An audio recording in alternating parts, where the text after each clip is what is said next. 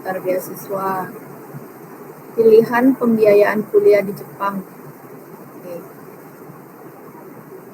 Nama-nama beasiswa yang tersedia di Jepang. Oke.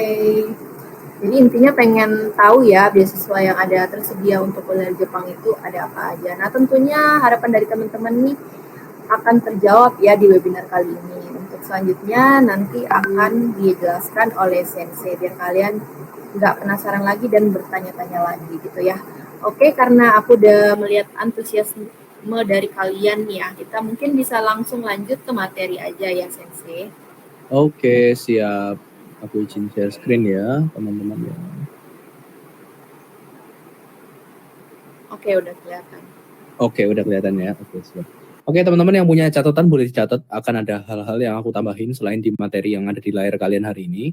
Habis gitu untuk teman-teman yang punya pertanyaan disimpan, kita ada sesi tanya jawab ya paling akhir. Dan untuk materi hari ini dibagikan apa enggak?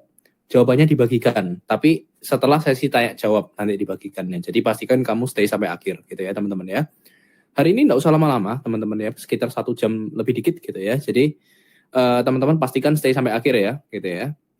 Tema hari ini adalah ini kuncinya kalau kamu mau kuliah di Jepang tanpa modal gitu ya. Jadi hari ini temanya lebih ke gimana sih caranya kuliah di Jepang kalau misalnya sekarang tidak ada modal gitu ya. Karena seperti yang tadi kalian tahu sendiri kuliah di Jepang itu mahal gitu ya. Mungkin ada yang kepikiran seperti itu. Gimana bisa kuliah di Jepang kalau nggak ada modal? Nah, bisa nggak ya biayain kuliah di Jepang tanpa bebanin orang tua gitu ya. Nah, jadi goalku untuk webinar hari ini ada 3. Yang pertama, cara kamu bisa sukses kuliah di Jepang tanpa mengalami kegagalan dari 99% orang pada umumnya. Yang kedua, cara kamu bisa biayain hidup dan kuliah sendiri ke Jepang meskipun saat ini hanya punya 0 rupiah. Dan yang ketiga adalah jalan termudah kamu bisa kuliah tanpa repot ya. Semua orang itu punya hak untuk sukses teman-teman, tapi hanya 1% yang mau berkorban untuk kesuksesan gitu ya. Jadi 99% sisanya itu rata-rata kebanyakan alasan gitu ya. Nggak ada biaya, sudah ditawarin beasiswa. Nilai rapotnya jelek, oke ditawarin beasiswa yang nggak perlu biaya tapi perlu kerja. Males kerja, oke ditawarin beasiswa yang nggak perlu biaya, nggak perlu kerja, nggak perlu nilai rapot tapi perlu belajar bahasa Jepang agak banyak gitu ya. Males gitu ya. Jadi ujung-ujungnya cuma 1% yang mau berkorban untuk kesuksesan. Padahal semua orang punya hak untuk bisa sukses dapat beasiswa itu, gitu. Maupun kerja di Jepang pun juga kayak gitu, kasusnya sama aja, gitu. Jadi aku harapkan teman-teman di sini bagian dari 1% itu, gitu ya. Nah, kalau kamu berada di webinar ini sampai akhir, kamu akan dapat hadiah-hadiah ini. Yang paling penting adalah dapat PPT hari ini, gitu ya. Jadi PPT webinar hari ini akan dibagikan. Nah, yang baru pertama ke webinar Pocket Nyonggo, kenalin nama aku William. Ya, ini aku sudah di Jepang itu sampai tahun ke-7 gitu ya, teman-teman ya. Tahun ke-7 di Jepang sebagai seorang pelajar. Dulu awalnya suka Jepang itu ya dari animenya, budayanya sama teknologi yang ada di sana. Gitu. Ternyata pelajar asing di Jepang 2017 saja sudah sebanyak ini, 337.000 orang. Ya, sekarang sudah 400.000 lebih gitu ya. Jadi banyak banget peluang untuk pelajar asing, apalagi adanya beasiswa ini dan itu. Banyak banget beasiswa-beasiswa yang nggak banyak orang tahu. Tapi saingannya dikit gitu ya. Justru saingannya dikit, nggak butuh nilai rapot, lebih gampang masuknya. Nah, jadi singkat cerita, dulu aku sekolah bahasa di Jepang, aku berangkat di sana belajar, dan aku baru tahu di sana ternyata ada 2 tes. Ya, 2 jenis tes bahasa Jepang yang dibutuhkan ketika kamu mau kuliah di Jepang atau ambil beasiswa. Gitu ya. Yang pertama adalah JLPT. Nah, JLPT ini tes bahasa Jepang yang ada 5 level, N5, N4, N3, N2, N1. Tapi kalau kamu mau kuliah di Jepang minimal N2 gitu ya. Jadi tidak perlu kamu ambil semua tesnya, ambil sesuai kebutuhan, namun belajarnya tetap urut dari 0. 0 itu dari N5 dulu ke N4, N3, N2, N1. Tapi tesnya nggak perlu diambil semua, karena JLPT cuma ada 1 tahun 2 kali. Bulan 7 sama bulan 12. Yang dimana kalau kamu sudah lulus, sertifikatnya bisa kamu pakai seumur hidup. Nah, itu enaknya. Nah, tes yang kedua adalah Examination for Japanese University atau EJU. Nah, EJU ini seperti UNAS, ujian nasional untuk orang asing yang mau sekolah di Jepang. Gitu ya. Nah, EJU dia ada 3 mata pelajaran. Ada Jepang, ada IPA, ada IPS. Ya. Kalau IPA itu ada kimia, biologi, matematika, fisika. Gitu ya. Kalau IPS ada namanya Japan and the World. Nah, ini nggak perlu kamu ambil kalau universitasnya nggak butuh. Jadi setiap universitas atau beasiswa itu rata-rata butuhnya JLPT, tapi ada juga yang butuh EJU, ada yang nggak butuh. Kalau butuh EJU, tergantung mereka butuhnya yang mata pelajaran apa. Nah, EDU ini juga diadakan setahun 2 kali teman-teman, sama kayak JLPT, tapi dia di bulan 6 dan bulan 11. Kalau teman-teman memang mau ambil EDU, pastikan deket-deket sama kamu mau ngambil beasiswanya kapan atau kamu mau dapat kuliahnya kapan. Gitu. Karena EDU ini beda dengan JLPT, sertifikatnya pertama dia ada lulus gak lulus, adanya nilai kamu mencukupi atau enggak.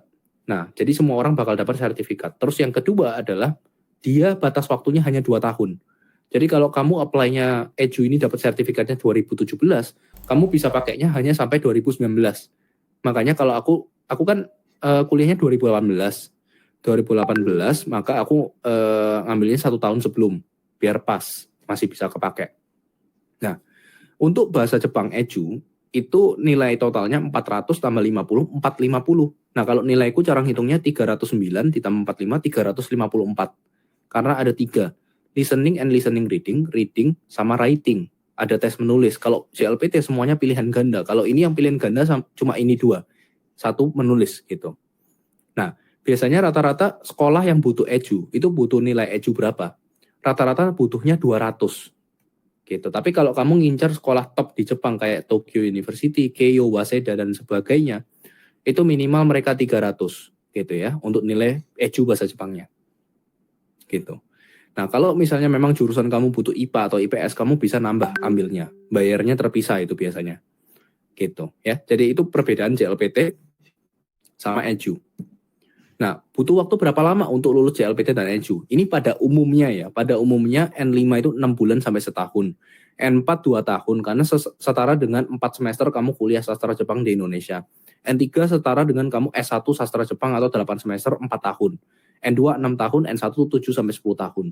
EDU itu setingkat N2 tapi nggak sesulit N1. Jadi sekitar 6 tahun. Gitu ya, untuk bisa lulus. Nah, ini syarat minimal kuliah di Jepang, ada yang minta N1 aja, ada yang minta N1 atau N2. Nah, kalau sekolahku dulu, mintanya salah satu. Antara N2 atau punya EDU 200. Gitu. Nah, enaknya kuliah di Jepang, kalau kamu sudah keterima kuliah, itu kamu 1 tahun sebelum kamu akan direkomendasikan ke perusahaan-perusahaan yang merupakan partner mereka. Kalau sekolahku karena sekolah game, jadi partner mereka itu ya berhubungan dengan game. Nintendo, Capcom, Sega, Square Enix, Sony, dan sebagainya. Gitu. Enaknya kamu bisa direkomendasikan gitu. Jadi lebih gampang masuk kantoran di Jepang gitu ya. Nah, itu seperti itu teman-teman. Jadi ada yang butuh EDU, ada yang nggak butuh. Nah, singkat cerita aku berhasil mendapatkan EDU dengan nilai 354 dan JLPTN 1 lulus itu dari 0 dalam waktu 9 bulan. Gitu. Ya. Jadi setelah lulus dari sekolah bahasa, aku baru masuk ke universitas. Sekarang kamu sudah tahu syarat minimal untuk bisa kuliah di Jepang gimana. Pertanyaan berikutnya adalah gimana caranya kamu bisa kuliah di Jepang tanpa modal. Kita akan langsung mulai bongkar semuanya. Ya, kita mulai dari yang pertama. 99% orang gagal kuliah di Jepang bukan karena modal, tapi karena ini, gitu ya. Banyak orang yang punya modal ya. Bayangkan sekolah bahasa ya contohnya. Aku dulu sekolah bahasa satu angkatan 150 orang. Tapi 60-70% mereka akhirnya balik ke negaranya. Bukan gara-gara nggak ada modal, uangnya banyak, bisa bayar sendiri, bisa bayar sekolah. Cuma mereka nggak ada yang mau terima, gitu ya, karena bahasa Jepangnya, gitu. Nah, tapi faktor lain, kalau misalnya kasusnya orangnya nggak punya uang, maka dengan cara beasiswa, ya kan? Nah, kita akan bahas beasiswa yang banyak orang tahu, tapi biasanya itu yang menjerumuskan orang yang kepingin ke Jepang, akhirnya nggak jadi, karena dia kira beasiswa cuma itu aja, ya. Kita langsung mulai dari yang pertama. Jadi kenapa orang kepingin kuliah di Jepang? Ada yang kepingin ngerasakan budayanya, ada yang kepingin mempelajari ilmu baru, memiliki teman orang Jepang dan internasional, sama nambah portofolio agar lebih mudah masuk perusahaan. Ya, macam-macam alasannya. Tapi kenapa kok orang ngejar beasiswa? Karena biayanya mahal. Kalau kamu masuk universitas negeri atau nasional, biayanya 60 juta rupiah per tahun. Ya, sekitar 540 yen.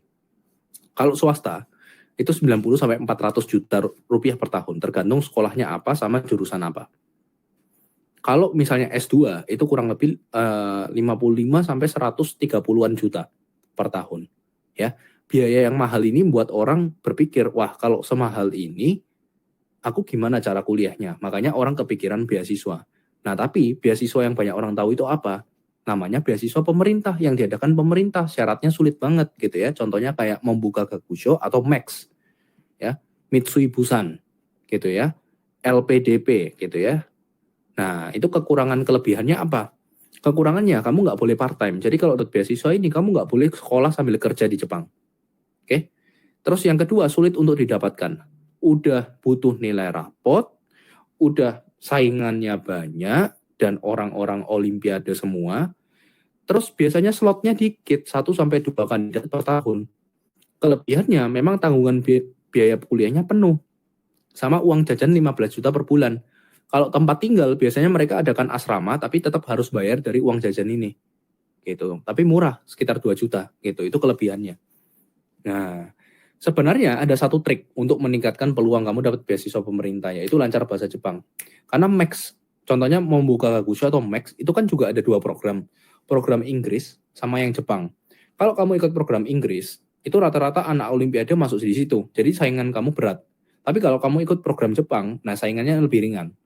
Nah, terus kalau misalnya contoh kasus temannya adikku, dia ikut Mitsui Busan, ya. Dia wawancaranya menggunakan bahasa Jepang. Meskipun nilainya pas, ya 84 ke atas gitu ya, tapi nggak sebagus kandidat lainnya, tapi dia lolos. Karena dilihat, oh ternyata dia bisa bahasa Jepang gitu. Jadi itu jadi nilai plus untuk mempertimbangkan mereka waktu wawancara dan esai. Gitu. Karena kalau kamu cuma ngumpulkan nilai rapot, ngumpulkan ijazah kayak gitu-gitu doang, itu kan cuma seleksi berkas di awal. Tapi yang menentukan kamu beneran bisa lolos beasiswa atau enggak, bukan itu. Bukan nilai rapotnya, itu cuma seleksi awal aja. Yang menentukan kamu lolos atau enggak itu wawancara sama esai. Gitu. Nah, itu teman-teman ya. Tapi ya meskipun kamu bisa bahasa Jepang, tetap peluangnya tetap agak kecil kalau dapetin beasiswa pemerintah gitu ya. Karena ya itu tadi seleksi berkasnya biasanya orang itu yang ngerasa berat gitu ya. Nah, seperti itu.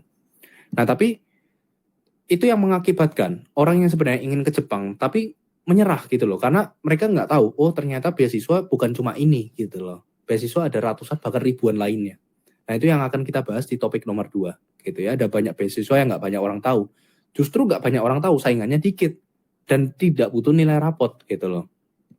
Ya, itu adalah kunci nomor 2 ya. 2 cara kamu bisa biayain hidup dan kuliah sendiri ke Jepang meskipun saat ini hanya punya 0 rupiah dengan ikut yang pertama namanya beasiswa perusahaan.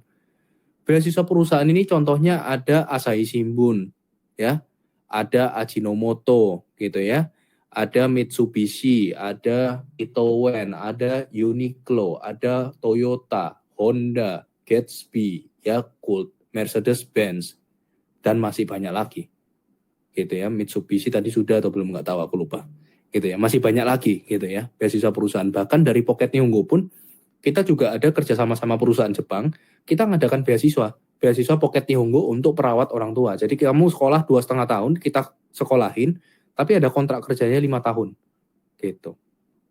Nah, itu saking banyaknya beasiswa perusahaan ini. Dan itu slot dari kita aja tahun ini 600, dan itu masih bisa kita tambah slotnya. 600 orang itu masih bisa ditambah. Ya. Jadi cara mencari beasiswa perusahaan, pertama ikut pameran pendidikan Jepang yang diselenggarakan di Indonesia atau online. Sekarang sudah banyak pameran pendidikan online. Ya. Yang kedua, cari perusahaan-perusahaan yang biasanya menyelenggarakan beasiswa. Ya. Kunjungi website masing-masing perusahaan tersebut untuk tahu syarat dan ketentuannya apa.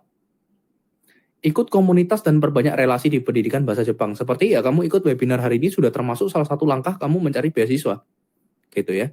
Nah, tapi kamu menggunakan bahasa Jepang waktu mencari di Google agar lebih banyak yang keluar. Kalau misalnya kamu cari dalam bahasa Indonesia atau bahasa Inggris, yang keluar sedikit. Ya paling sekitar Asahi Shimbun atau Ajinomoto tadi. Mungkin Mitsubishi adalah. Tapi yang lainnya nggak ada. Yang aku sebutkan tadi itu kan banyak banget teman-teman. Nah itu semua searchingnya dalam bahasa Jepang. Gitu. Karena mudah banget untuk kamu cari beasiswa ketika kamu ya searching dalam bahasa Jepang. Dan itu banyak banget teman-teman. Ya, yang nggak banyak orang tahu. Oke, kekurangan sama kelebihan. Yang kekurangannya harus membiasakan diri karena beasiswa perusahaan ini ada 3 tipe sebenarnya, gitu ya. Ada 3 tipe beasiswa perusahaan. Satu tipe beasiswa yang dia nggak perlu kembalikan uang. Ada tipe beasiswa yang kamu nggak ada kontrak kerja, ya. Itu yang pertama. Jadi kamu disekolahin gratis, nggak ada kontrak kerja sama sekali. Seperti contohnya Ajinomoto ya. Terus ada tipe yang dimana kamu ada kontrak kerja, tapi setelah lulus dari beasiswa. Jadi beasiswa disekolahin berapa tahun, habis itu lulus baru kontrak kerja. Nah, contohnya Uniqlo atau contohnya kayak beasiswa yang kita adakan dari Pocket Nihongo dan sebagainya. Terus satu lagi beasiswa, yaitu adalah beasiswa perusahaan yang tipenya adalah kamu kuliah, tapi harus sambil kerja paruh waktu sama dia. Gitu. Ya. Jadi harus membiasakan diri, terutama bagi kamu yang nggak pernah kerja, kalau memang beasiswa perusahaannya butuh kerja. Kayak aku dulu pun awal ke Jepang belum pernah kerja di Indonesia, awal ke Jepang kerjanya cuci piring, ya capek 2 minggu. Tapi habis itu sudah terbiasa, gitu ya. Nah, biaya sekolah dan apartemen full gratis, ini kelebihannya. Sudah dapat part time atau sudah dapat job. Kalau sudah selesai masa beasiswa bisa bebas, mau lanjut kuliah boleh, mau kerja boleh. Di perusahaan lain juga nggak apa-apa. Terus nggak perlu nilai sekolah, tapi perlu kemampuan bahasa Jepang aja. Sesimpel itu. Itu teman-teman ya. Nah, ini jadi kekurangan kelebihannya. Coba kita hitung. Ya, misalnya gaji part time-nya 14 juta. Biaya hidup di Jepangnya 7-8 juta. Masih bisa lebih hemat lagi, karena biasanya apartemen kalau disediakan, kamu cuma butuh makan itu sekitar makan, listrik, air, gas, dan sebagainya sekitar 4 juta aja cukup. Nah, jadi kalau misalnya 14 juta, kurangi 7-8 juta, ya itu sekitar 5,3 juta per bulan yang bisa kamu tabung. Itu kalau kamu part-time. Kalau kamu ada part-time-nya untuk beasiswa ini. Tapi kalau nggak ada, ya kamu masih bisa part-time yang lain. Gitu kan. Dan kalau misalnya sudah disediakan apartemen, ya kamu hemat banyak. Kamu bisa nabung sampai 10 juta per bulan. Itu untuk beasiswa perusahaan. Itu belum lagi nanti kalau keterima kontrak kerja, kayak contohnya beasiswa dari Pocket Nyunggu tadi, setelah kamu lulus dari beasiswa kan kamu ada kontrak kerja 5 tahun tuh. Nah, itu gajinya 31 juta. Dipotong pajak, makan, tempat tinggal dan sebagainya, bersih kamu bisa nabung 16-20 juta per bulan yang bisa kamu kirim ke Indonesia. Jadi lumayan banget gitu loh teman-teman ya. Itu adalah beasiswa perusahaan.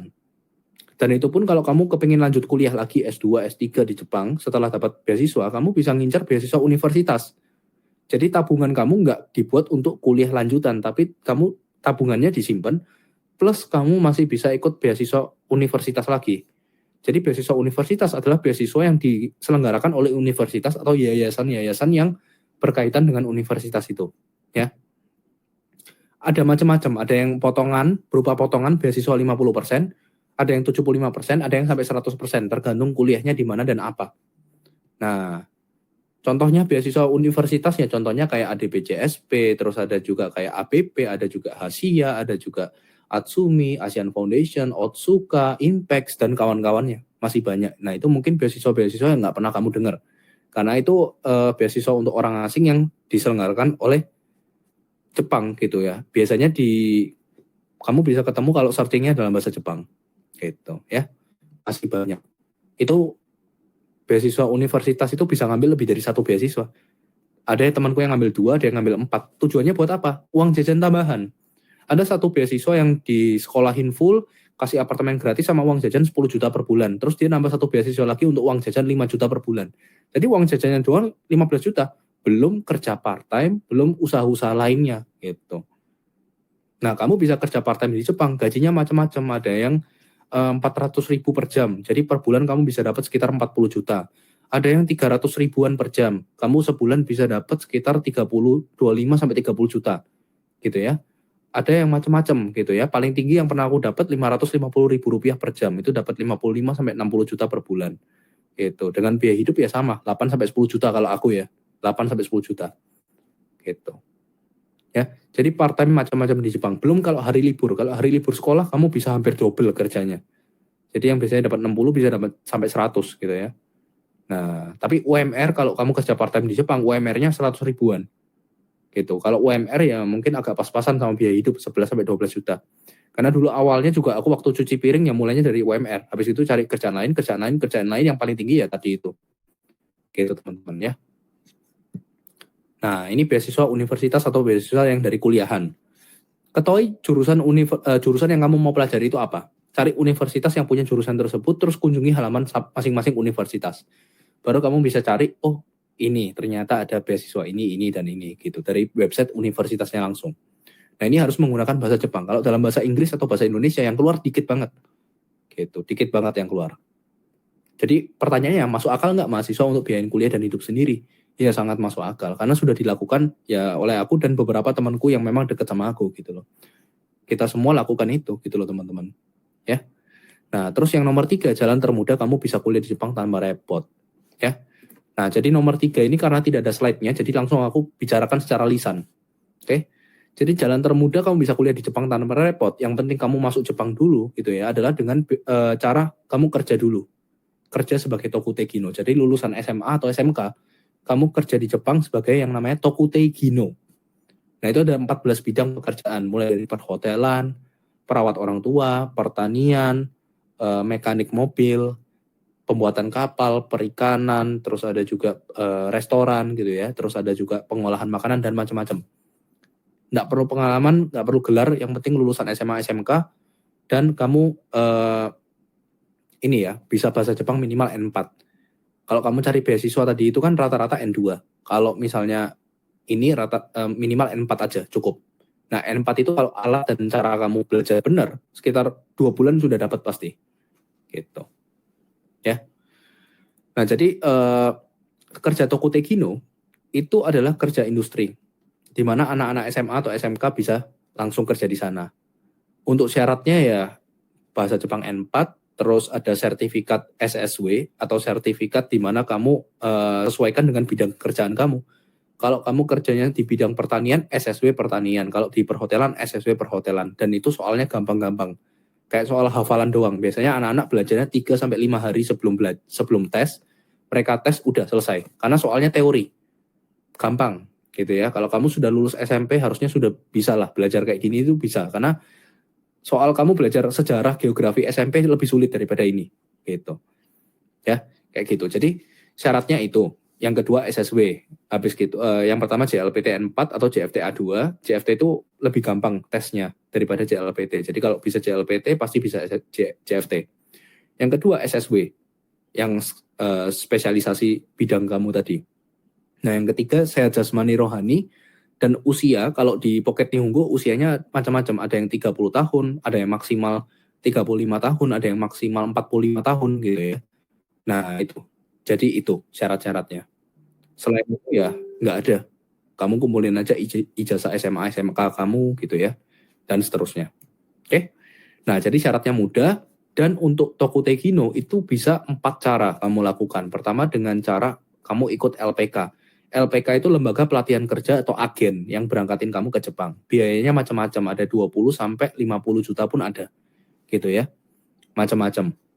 Nah, untuk LPK ini ada 2 jenis, ada negeri, ada swasta. Kalau negeri, syaratnya ketat banget. Mata minus dikit nggak boleh, tinggi badan nggak sesuai dikit nggak boleh, bertato nggak boleh, semua nggak boleh. Tapi kalau swasta masih boleh nego. Kalau di tempat kita, bertato nggak apa-apa, asal nggak keluar dari seragam. Mata minus nggak apa-apa, minus 5, minus 7 masih nggak apa-apa. Gitu. Minus 2 nggak apa-apa, gitu ya. Terus untuk kayak, apa ya, kayak contohnya punya riwayat patah tulang itu kita nggak apa-apa gitu ya, asalkan tidak mengubah bentuk tubuh gitu ya. Jadi kalau swasta lebih fleksibel gitu ya. Kalau negeri lebih ketat. Cuma gini teman-teman, kalau LPK ini kan ada LPK yang dia mengajarkan bahasa Jepang aja, sebenarnya sama kayak les-lesan aja sih. Ada juga yang dia memberangkatkan gitu. Nah, saranku adalah kamu belajar bahasa Jepang dulu, baru ikut yang memberangkatkan aja. Jadi biayanya kamu bisa hemat 10-40 juta. Karena ada LPK yang dia matok 45 juta, cuma untuk belajar bahasa Jepang doang. Selama 3-6 bulan. Itu terlalu mahal. Ya, jadi saranku kamu ikut langsung yang pemberangkatan aja. Namanya Sending Organization atau SO. Nah, itu kamu bisa hemat banget biayanya. Hemat jauh gitu ya. Nah, itu untuk LPK. Nah, kalau nggak punya dana gimana? Ya, pakai dana talangan. Jadi kamu dibayarin dulu, nanti potong gaji di sana. Kita hitung-hitungan ya. Gaji kotor kamu 22 juta. Dipotong pajak, makan, tempat tinggal, dan sebagainya, anggaplah 10 juta. Jadi kamu punya 12 juta. Terus kamu pinjam dana talangan 30 juta, kamu bayar 6 bulan. Ya kan? Berarti kamu per bulan bayar 5 juta. Berarti 12 juta kurangi 5 juta, kamu masih bisa nabung 7 juta per bulan sampai bulan ke-6, nanti bulan ke-7 ke atas kamu bisa bawa pulang ke Indonesia 12 juta per bulan. Jadi dana talangan pun tidak akan memeras kamu sampai kekurangan biaya. Kalau sampai kamu ngerasa kayak, wah ini gajinya pas-pasan banget, aku sampai nombokin dari Indonesia, itu problem dengan LPK-nya. Nah biasanya ada yang nakal-nakal biasanya mereka masih dari gaji itu dipotongin komisi untuk LPK-nya. Jadi itu selama dia kerja dipotongin komisi untuk LPK. Kasihan banget gitu. Padahal itu harusnya haknya siswa, bukan haknya LPK. Gitu ya. Jadi harus benar-benar transparan dan kamu seleksi. Dan juga waspada penipuan gitu. Karena ada banyak kasusnya yang sampai dia nipu 6 miliar gitu ya dari 600 murid dan seterusnya. 6.000 murid itu pun ada ditipu gitu ya. Jadi teman-teman harus waspada. Oke. Terus yang kedua dengan cara mandiri. Mandiri itu kamu nggak ada. Kalau LPK kan kamu terima jadi diurusin mereka semua. Kalau mandiri kamu kontak sendiri perusahaan yang di Jepang lewat job street yang ada di Jepang. Terus kamu urus sendiri dokumennya, latihan wawancara, latihan sendiri, semua sendiri. Itu mandiri. Nah biayanya lebih murah memang jauh. Sekitar 2,7 juta saja. Untuk apa? Untuk BPJS, ya, untuk medical check up, untuk kamu biaya tes bahasa Jepang, terus untuk ini dan itu kamu biaya-biaya yang kamu tarif resmi. Bayarkannya langsung ke klinik atau langsung ke yayasan atau pemerintah. Jadi nggak pakai agen. 2,7 juta aja. Terus kalau misalnya, aku nggak mau mandiri terlalu ribet, aku butuh orang yang bisa melatih aku wawancara, bisa bantu aku carikan kerja di Jepang, tapi aku nggak mau sama hal LPK, karena aku nggak butuh yang benar-benar terlalu jadi. Aku mau repot dikit, ngurus dokumen, nggak apa-apa, yang penting diajarin sama dia. Itu pakai konsultan. Ya, jadi dia akan membimbing kamu dari nol sampai kerja di Jepang itu ngapain. Tapi yang datang untuk, paling kamu perlu biaya bensin gitu ya, untuk kamu datengin kedutaan, buat visa, paspor dan sebagainya sendiri. Gitu. Itu pakai konsultan. Nah di Pocket Nihongo pun kita ada partner untuk konsultan. Mau LPK konsultan kita ada semua. Atau yang keempat, pakai beasiswa. Gitu. Beasiswa yang ya contohnya beasiswa Pocket Nihongo tadi itu untuk Tokutei Gino, perawat orang tua. Kamu disekolahin 2,5 tahun, yang dimana itu adalah 6 bulan sekolah bahasa, 2 tahun kuliah. Kamu dapat gelar D2 untuk perawat, habis itu 5 tahun kamu kerja dengan gaji 31 juta, bersihnya sekitar 16-20 juta per bulan. Itu bersih itu sudah dipotong makan, tempat tinggal, dan kawan-kawan loh ya, pajak dan kawan-kawan. Gitu, jadi lumayan juga. Itu bisa pakai jalur beasiswa. Jadi ada 4 jalur untuk kamu bisa kerja Tokutei Gino. Jadi tergantung orang ya. Jadi kadang-kadang ada orang, yang daripada aku belajar bahasa Jepang di Indonesia, sekarang aku belajarnya sampai N4 aja, nanti sampai Jepang aku mau Tokutei Gino 2 tahun atau setahun, habis itu aku naikkan dari N4 ke N2 baru cari beasiswa universitas. Ada yang kayak gitu, yang penting masuk Jepang dulu. Nggak apa-apa. Nah itu makanya aku bilang ini jalan termudah, karena kamu bisa masuk Jepang dengan level bahasa Jepang yang rendah. Gitu. Dan ada 4 cara tadi itu. Nggak semuanya butuh biaya. Kalau butuh pun pakai dana talangan aja nggak apa-apa. Kamu dibayarin nanti potong gaji. Gitu ya. Itu adalah kunci nomor 3. Jadi kita sudah bahas tentang 3 hal. Yang pertama, kenapa orang gagal? Bukan karena modal, karena dia cuma tahu 1, 2, 3, 4, 5 beasiswa doang. Nah yang kedua, kita sudah bahas ternyata ada beasiswa perusahaan dan universitas. Belum lagi beasiswa dari pemerintah daerah. Tapi itu nanti yang ketika kamu sudah tinggal di Jepang. Ya. Nah yang ketiga adalah jalan termudah, kamu kerja dulu Tokutei Gino, yang penting lulus SMA, SMK langsung kerja, masuk Jepang dulu, nanti naikkan level bahasa Jepang sambil kamu cari beasiswa. Gitu. Ya. Itu adalah 3 caranya. Oke. Mungkin ada beberapa yang masih berpikir seperti ini. Jadi sebelum kita masuk sesi tanya jawab, aku pengen jawab untuk teman-teman yang berpikir seperti ini. Oke, aku paham sejauh ini sih. Tapi kan untuk bisa lolos 3 jenis beasiswa tadi, mau ikut LPK lah, mau kuliah itu sendiri kah, kan butuh level bahasa Jepang, gitu kan? Nah, kalau saat ini kan bisanya belajar dari buku lah, ikut les sastra Jepang atau sekolah bahasa, biayanya puluhan hingga ratusan juta. Sekolah bahasa itu 100 juta per tahun, sudah 100 juta per tahun sendiri, gitu ya. Terus belum lagi butuh bertahun-tahun. Kalau buku, nggak mungkin dari 1-2 buku aja bisa. Gitu ya. Buku pun habisnya pasti 1 juta lebih. Atau 2 juta lebih. Gitu ya. Mana nutut. Gitu ya. Belum waktunya bertahun-tahun lagi kalau belajar. Ya kan? Makanya teman-teman, aku undang teman-teman ke Pocket Nihongo Pro. Program Pocket Nihongo untuk lancar bahasa Jepang 10 kali lipat lebih cepat. Gitu ya. Agar bisa cepetan kerja atau kuliah di Jepang. Apa yang bakal kamu dapat di Pocket Nihongo Pro? Yang pertama, kamu nggak perlu bingung belajar dari mana, ya. Kita sudah sediakan materi lengkap dari 0 sampai level paling tinggi N1. Dalam bentuk video yang bisa kamu akses di website yang ada di Pocket Nihongo. Videonya cuma 5-10 menit, tapi dengan video 5-10 menit per video, kamu bisa dapat setara dengan aku sekolah bahasa 1 jam. Nah, ini yang bikin aku bisa lulus N1 dalam 9 bulan. Karena dengan belajar dikit hasilnya banyak. Padahal N1 biasanya butuh waktu 8 sampai 10 tahun. Gitu. Jadi materinya sudah lengkap dan aku yakin nggak ada teman-teman di sini yang nggak punya waktu sekitar 10-15 menit doang. Gitu. Belajar pagi 1 video, malam 1 video sudah dapat. Setara 1 jam sampai 2 jam di sekolah bahasa. Gitu ya. Nah, terus lancar bahasa Jepang seperti orang Jepang asli karena kurikulumnya kamu dapat seperti yang aku dapatkan di sekolah bahasa plus ratusan buku yang aku beli di Jepang plus 7 tahun pengalamanku di Jepang. Jadi seperti kamu belajar di Jepang langsung karena kurikulumnya asli Jepang, ya. Nggak perlu mikir lama ketika mau mengingat kosakata, nyusun kalimat, berbicara, membaca, dan mendengar dalam bahasa Jepang. Karena kita sudah sediakan latihan soal lengkap dari 0 sampai N1. Mulai dari membaca, mendengar, latihan kosakata, pola kalimat, menulis, semuanya ada. Sehingga ketika kamu banyak latihan, kamu banyak praktek, itu waktu kamu mau ngomong, baca, tulis, denger, nggak pakai mikir lagi. Kebanyakan orang banyak mikir waktu mau baca, tulis, denger, ngomong karena terlalu terpacu sama teori aja. Cara hafalinya ini kosakata artinya apa, ditulis 100 kali besoknya lupa. Harusnya untuk bisa mengingat jangka panjang itu dengan latihan praktek, bukan kamu nulis berulang kali 100 kali, 100 kali, 100 kali, 100 kali, tanganmu capek, iya. Hafal enggak. Masuk kosakata baru yang lama lupa. Nah, itu. Ya. Nggak perlu takut gagal tes JLPT karena kita sudah ada premium tryout. Tryoutnya kita buat lebih sulit dengan standar kurikulum Jepang, sehingga ketika kamu lulus tryout, kamu bisa yakin lulus JLPT yang sebenarnya. Nggak perlu khawatir jika bingung, bisa tanyakan langsung ke senseinya. Jadi kamu bisa dapat grup untuk kamu tanya jawab ketika ada yang nggak paham. Ya. Dan kamu yang daftar hari ini juga dapat bonus senilai 4,1 juta rupiah gratis gitu ya. Bonusnya terdiri dari apa kok bisa sampai 4,1 juta rupiah? Banyak teman-teman. Yang pertama, kalau kamu masih bingung, tanyakan langsung lewat Zoom.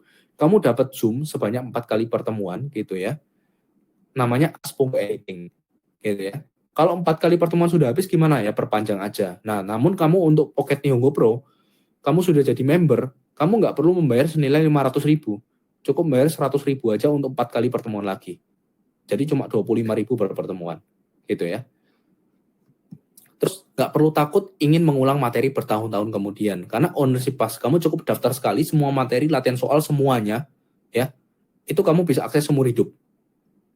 Terus bisa tanya kapanpun, ya namanya ownership, gitu ya. Jadi kamu bisa lifetime support, kamu mau tanya-tanya kapanpun bisa. Nggak perlu bingung cari beasiswa atau kerja yang cocok untuk kamu. Kita punya kumpulan dokumen lengkap mengenai ratusan beasiswa, universitas, dan perusahaan yang ada di Jepang. Ya.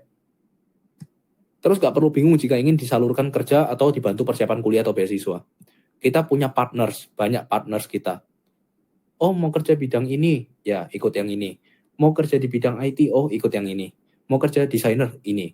Mau kerja di bidang pertanian, ikut yang ini. Mau beasiswa ini kita ada partnernya. Jadi jangan khawatir, kita akan mengenalkan murid-murid Pocket Nihongo ke partner-partner kita, baik di Jepang maupun yang ada di Indonesia, perusahaan-perusahaan maupun lembaga gitu ya teman-teman, baik konsultan sekalipun gitu ya. Terus sesi konsultasi one on one untuk tanya apapun tentang cara kuliah, kerja maupun belajar dengan ahlinya gitu ya. Kamu dapat sesi konsultasi 1 kali pertemuan gitu ya. Jadi semua yang sudah aku sebutkan, fitur-fitur tadi termasuk bonus-bonusnya itu semua cukup 1 kali daftar seumur hidup kecuali untuk Aspong Anything sama konsultasi. Tapi kalau misalnya sudah habis sesinya dan sudah dipakai 1 kali pertemuannya, itu tinggal perpanjang aja gitu loh, tinggal booking lagi, cuma nggak sampai seharga gini. Dapat harga khusus untuk member Pocket Nihongo. Gitu ya, jauh kalau dibandingkan dengan murid yang bukan member. Gitu. Yang tadi aja, yang bukan member harus bayar 500.000, tapi kalau member cuma 100.000 untuk perpanjang. Gitu. Tapi selain dari 2 ini, yang lain itu sekali bayar seumur hidup, yang lainnya. Nah, contek cara kerja dan kuliah dengan rekaman webinar Pocket Nihongo dengan narasumber. Ya, Pocket Nihongo Talks recording. Jadi kamu dapat recording di mana kita ada webinar mengundang orang-orang yang dapat beasiswa, kerja, kuliah di Jepang. Nah, itu kumpulan recordingnya bisa kamu tonton dan kamu contek langkah-langkah mereka agar bisa jadi seperti mereka. Jangan takut lambat dalam membaca bacaan Jepang. Kita sudah sediakan kumpulan cerpen bahasa Jepang dari Pocket Nihongo, kamu nggak bisa cari di mana-mana. Ya, kita sudah sediakan untuk N5 cerpen-cerpennya ini, N4 ini, N3 ini, dan seterusnya. Contek langsung orang Jepang ngomong apa di kehidupan sehari-hari. Ada Pocket Nihongo Convo Recording. Ya. Buat intonasi bahasa Jepang kamu seperti orang Jepang asli. Dengan cara meniru ratusan audio Jepang dalam kehidupan sehari-hari itu seperti apa. Jadi nirunya jangan dari anime. Kalau dari anime kamu niru, orang yang ngomong apa, itu nggak bisa dipakai kehidupan nyata. Gitu loh. Sangat sedikit yang bisa kamu pakai dari anime ke kehidupan nyata. Tapi tirulah orang Jepang kalau di kehidupan nyata sehari-hari ngomongnya gimana. Nah, dengan audio ini. Dan ini kita rekam dengan voice actor kita sendiri, orang Jepang asli, namanya Pocket Nihongo Shadowing Mastery. Kumpulan rekaman webinar Pocket Nihongo sebelumnya. Jadi kita sebelumnya itu ada total 20 lebih webinar ya yang sudah kita lakukan dari April 2022 gitu ya. Total 20 tema. Tapi kalau sekarang yang dijadikan webinar sekitar cuma 5 tema aja. Gitu. Nah, ada webinar dengan tema cara mendapat 1M selama kerja 5 tahun di Jepang. Ada yang temanya lancar ngomong dalam 3 bulan tanpa banyak mikir gitu ya. Terus ada tema seperti tips lolos seleksi kuliah, beasiswa, dan sebagainya. Itu tema-tema yang nggak kita keluarkan lagi. Tapi kamu bisa tonton rekamannya ketika kamu join. Itu sudah termasuk bonus. Kumpulan e-book tentang kerja, kuliah, dan cara belajar bahasa Jepang. Itu ada Ponggopedia namanya. Dan yang terakhir kamu dapat 300 lebih materi tambahan untuk belajar bahasa Jepang 15 menit sehari di Ponggomel. Jadi total bonusnya nilai-nilai ini di total jadi 4,1 juta. Tapi dapatnya gratis kalau kamu daftar sekarang juga. Ya. Jadi kalau misal Pocket Nihongo Pro bisa membantu kamu lancar bahasa Jepang tanpa perlu bingung urutan belajar dan cari materi sana-sini. Hemat puluhan hingga ratusan juta tanpa perlu les sekolah atau beli buku lagi. Hemat waktu belajar karena bisa diakses di mana aja, kapan aja. Lancar bahasa Jepang tanpa bingung dan takut lupa lagi. Lancar ngomong tanpa mikir lama dan mencapai mimpi kamu selama ini, mau kuliah, mau kerja di Jepang hanya dalam hitungan bulan gitu loh. Yang biasanya orang butuh waktu ya bertahun-tahun, 4 tahun, 6 tahun gitu ya. Ini dalam hitungan bulan karena kamu bisa mempersingkat level bahasa Jepang kamu. Gitu ya. Nah, aku punya 2 pilihan. Buat semurah mungkin, yang penting bisa jangkau banyak orang. Atau yang kedua, dengan harga sedikit lebih tinggi, meskipun nggak sampai 1% dari harga kamu beli ratusan buku bahasa Jepang, kursus bertahun-tahun, ikut kuliah 4 tahun, atau sekolah bahasa. Tapi bisa menaikkan value kamu jauh lebih tinggi lagi untuk lebih fokus gitu ya. Jadi kamu ngerti kenapa kok meskipun harganya 7,5 juta itu masih tawaran yang sangat bagus. Tapi kamu bisa dapat semua yang aku sebutkan tadi termasuk bonus 4,1 juta hanya dengan 999.000 aja. Dengan ketik bit.ly/pro kuliah, kamu isi nama, WA, email, kosongin kode vouchernya, nanti kamu pilih metode pembayarannya apa. Mau lewat virtual account bisa, link aja, GoPay, OVO, Dana, semua bisa. Kalau mau cicilan, pilih yang Aku Laku, itu ada cicilan mulai dari 3 bulan. Gitu ya, jadi buruan daftar sebelum slotnya habis. Kalau slotnya habis, harganya naik 2-3 kali lipat. Gitu loh. Ya, harganya naik 2-3 kali lipat. Karena jujur, aku sendiri aja untuk sekolah bahasa per tahunnya 100 juta gitu ya, sudah habis hampir 200 juta. Dan ini semua dikasihkan ke kamu dalam cuma 999.000 aja. Gitu ya. Belum lagi 200 buku yang aku beli di Jepang dan bawa pulang ke Indonesia, itu semua jadikan referensi untuk membuat kurikulum Pocket Nihongo. Jadi jangan ulangi kesalahan yang sama seperti aku. Aku dulu habiskan waktu itu di cari materi sana sini, cari mana yang perlu, mana yang nggak perlu, agar aku bisa belajar dengan waktu sedikit, tapi hasilnya seperti orang belajar 8-10 tahun. Nah, itu bikin waktu yang lama itu. Nah, tapi kamu nggak perlu mengulangi kesalahanku. Kamu tinggal contek aja jalan pintasnya, sudah aku bocorkan dari pengalamanku 7 tahun di Jepang. Kalau nggak take action sekarang gimana? Ya slotnya keburu habis dan harga keburu naik 2-3 kali lipat. Waktu menanam pohon terbaik itu 10 tahun yang lalu, terbaik kedua sekarang. Karena kita nggak bisa memutar waktu. Jadi sama kayak bahasa Jepang. Kalau kamu tanya aku, sebaiknya belajar bahasa Jepang itu kapan? Ya, waktu terbaik kamu ya sekarang gitu loh. Toh nggak mungkin dari kamu nggak ada yang punya waktu 10-15 menit sehari kan. Pagi 5 menit, siang 5 menit, malam 5 menit, dapat 3 video sudah. Ya. Dengan 3 video kamu sudah setara dengan aku 2-3 jam sekolah bahasa di Jepang. 3 bulan kayak gitu terus, udah setara dengan orang yang belajar setahun. Gitu kan. Makanya rata-rata murid di Pocket Nihongo, yang biasanya orang butuh waktu 4 tahun kuliah untuk dapat N3, di sini rata-rata 3-4 bulan. yang biasanya butuh waktu 6-7 tahun N2, di sini rata-rata 6-9 bulan. Jangankan yang level tinggi, yang level rendah biasanya butuh waktu 6-12 bulan N5. Di sini rata-rata 1 bulan.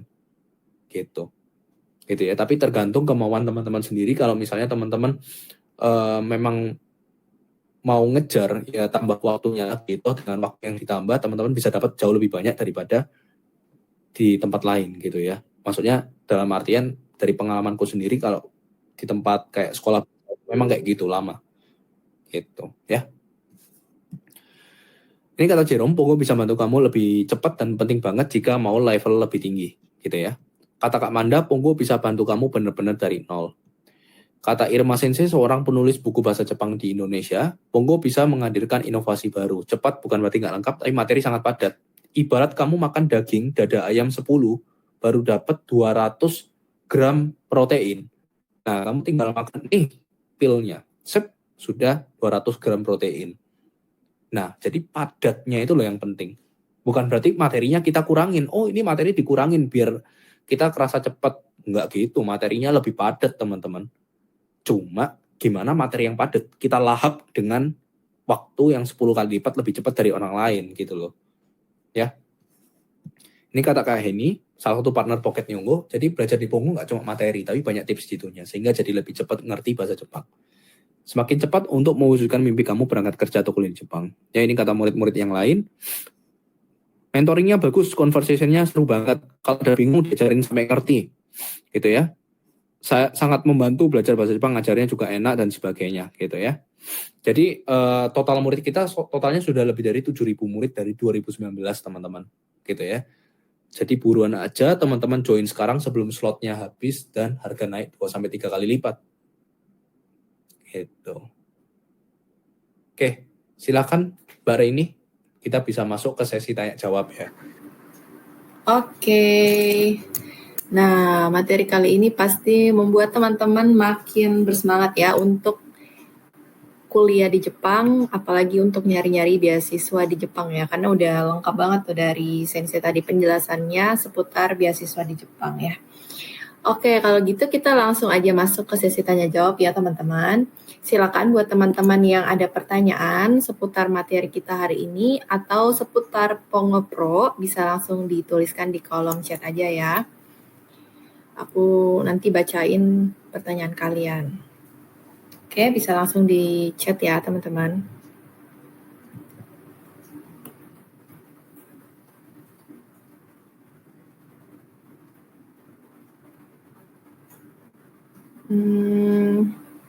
Oke, ada yang nanya, untuk Pongo ini apakah terus ada update-annya?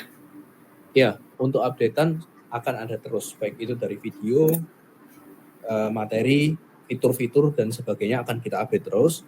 Dan ketika ada update, teman-teman nggak perlu bayar lagi. Kan sudah jadi 1 kali bayar seumur hidup, jadi update-annya pun gratis. Gitu. Oke, itu ya untuk yang bertanya. Oke, lanjut ke pertanyaan selanjutnya. Sensei bisa nggak ya dicicil biayanya? Biaya bisa dicicil dengan aku laku. Jadi nanti pilih aja metode pembayarnya aku laku. Itu sudah mulai dari 3 bulan. Jadi per bulan cuma 300 ribuan. Ya, gitu. Oke, jadi bisa dicicil ya teman-teman ya. Mungkin ada yang pertanyaannya juga sama ya seperti kakak yang ini. Jadi bisa dicicil gitu ya. Lanjut. Beasiswa yang didapat di Jepang itu apa bisa lebih dari satu ya kak?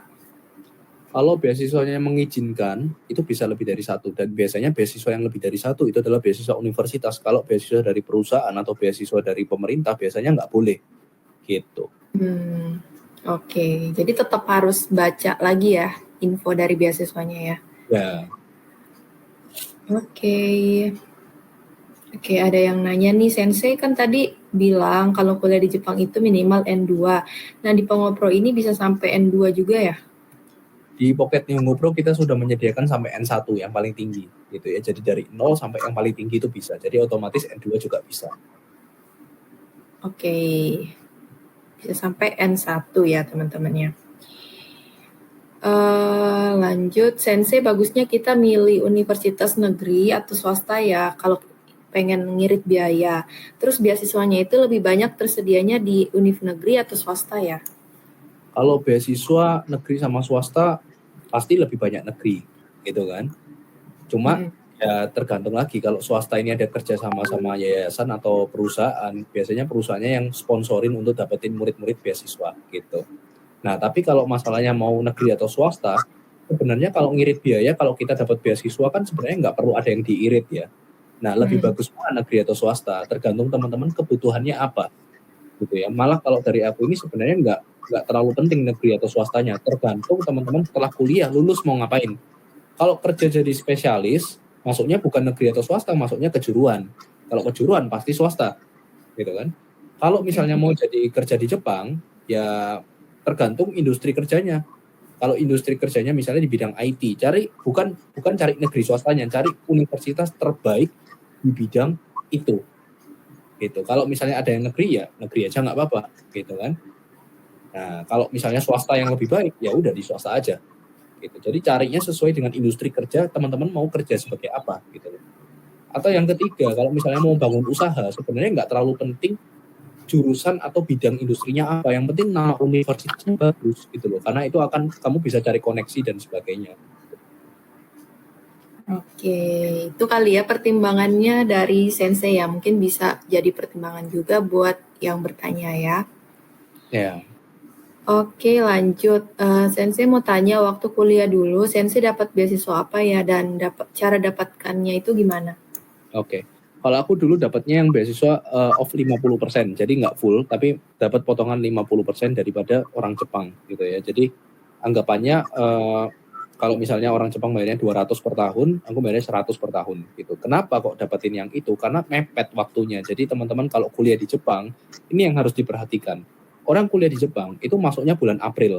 Ya, kalau di Indonesia kan tengah tahun. Kalau Jepang ini bulan April. Pendaftaran dibuka sudah bulan 8 tahun sebelumnya. Nah, otomatis sudah dapat harus sertifikat itu bulan 8 itu harus sudah dapat sertifikat. Sedangkan dia tesnya cuma setahun 2 kali, bulan 7 sama bulan 12. Nah, kalau teman-teman gagal di bulan 7, nah kalau slotnya sudah habis satu angkatan, teman-teman baru bisa sekolah 2 tahun lagi. Gitu. Jadi jangan sampai teman-teman telat. Kebanyakan orang telat pulang ke negaranya, itu masalah itu. Wah, aku kepingin kuliah tahun depan. Nah, tapi tengah tahun ini belum dapat sertifikat yang dibutuhkan. Nah, otomatis ya dia harus kuliahnya 2 tahun lagi dong. Tapi dia izin tinggalnya cuma sampai tahun depan. Nah, daripada ilegal dia harus pulang, mau nggak mau gitu loh. Nah, itu tanggal-tanggalnya harus diperhatikan teman-teman. Gitu. Oke, itu ya. Boleh share dong Kak, beasiswa yang paling ketat seleksinya itu yang mana? Terus aku pengen ngambil beasiswa yang nggak terlalu banyak pesaingnya nih. Oke, beasiswa yang paling ketat ya pasti yang pemerintah gitu ya, Mitsui. Mitsui itu ketatnya karena gini, slotnya 1-2 orang per tahun, dan itu Mitsui Busan itu dia untuk khusus orang Indonesia, jadi saingannya anak-anak Olimpiade dari Indonesia. Kalau Max, memang dia bisa banyak, bisa belasan, ada 17, ada 15 itu bisa, nggak terbatas. Cuma yang bikin ketatnya adalah, dia kandidatnya bukan dari Indonesia aja, dari Korea, dari seluruh dunia ada. Saingan terberat orang Indonesia ketika di Max rata-rata orang Korea. Karena orang Korea matematikanya di atas Jepang, Jepang matematikanya di atas orang Indonesia. Jadi kita ngejar ke atas, tapi Korea anggap itu gampang soalnya Max gitu. Nah itu kalau yang paling ketat. Kalau mau nggak banyak orang cari, ya beasiswa universitas atau perusahaan yang tadi aku sudah sebutkan. Gitu. Oke. Jadi yang ketat itu rata-rata yang dari pemerintah ya? Pemerintah, iya. Oke, lanjut. Kak mau tanya, materi di Pengopro itu apa beda dengan materi-materi yang ada di buku belajar bahasa Jepang yang umum kita lihat itu? Kalau buku bahasa Jepangnya dari Indonesia jelas beda. Karena aku kalau buku di Indonesia, buku bahasa Jepang itu paling bisa dihitung jari lah, 10-20 buku aja. Dan itu pun nggak mungkin orang asing yang belajar bahasa Jepang di Jepang, nggak mungkin pakai itu, 100% nggak mungkin. Gitu ya. Nah, kita orang asing kalau di Jepang pakai buku yang terbitan langsung dari Jepang. Jadi kurikulumnya pun sudah 100 kali lipat daripada yang ada di Indonesia. Gitu, itu yang pertama. Nah, Pocket Nihongo Pro itu kurikulumnya kita langsung dari Jepang karena dari sekolah bahasa dan ratusan buku yang aku beli di Jepang gitu. Seperti itu. Oke. Lanjut ya. Kak, aku mau curhat dikit. Pas aku belajar bahasa Jepang itu, aku biasanya paham teorinya sih, tapi pas kerjain soal itu kayak bingung dan kalaupun bisa itu karena hoki aja. Nah, aku rasa itu karena kurang latihan soal gitu. Nah, kalau di Pongo Pro itu ada latihan soalnya juga nggak?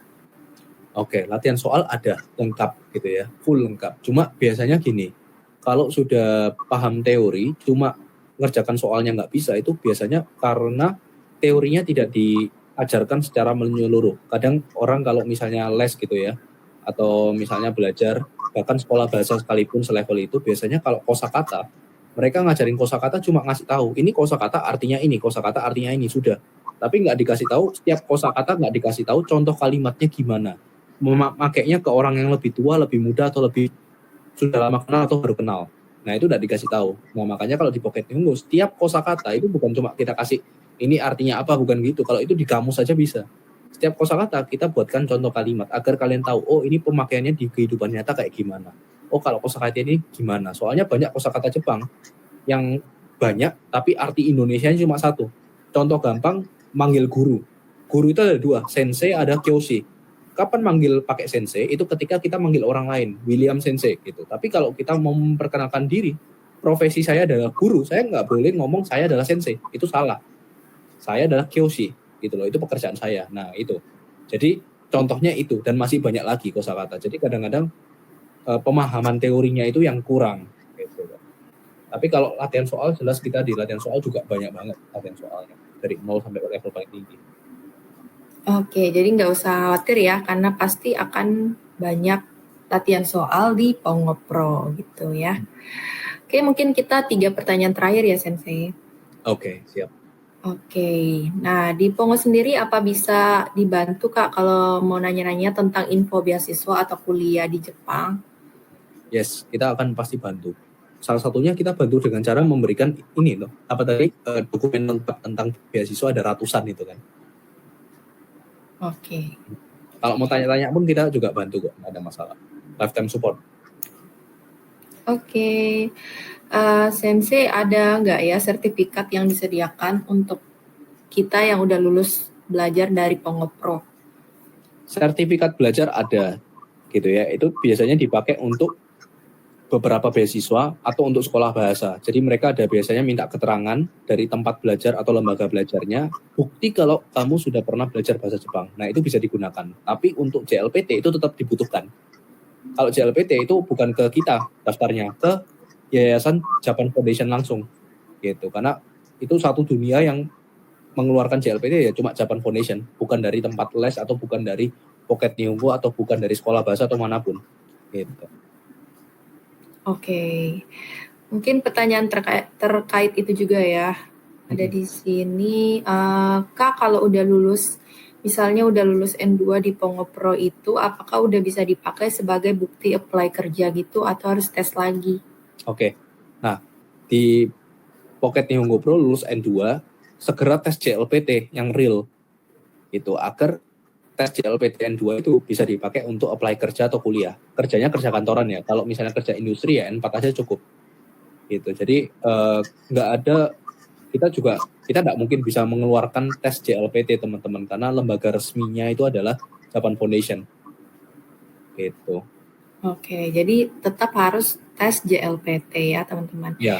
Oke, itu tadi pertanyaan terakhir ya untuk sesi tanya jawab hari ini dan aku berarti akan mengakhiri sesi tanya jawab kita untuk hari ini.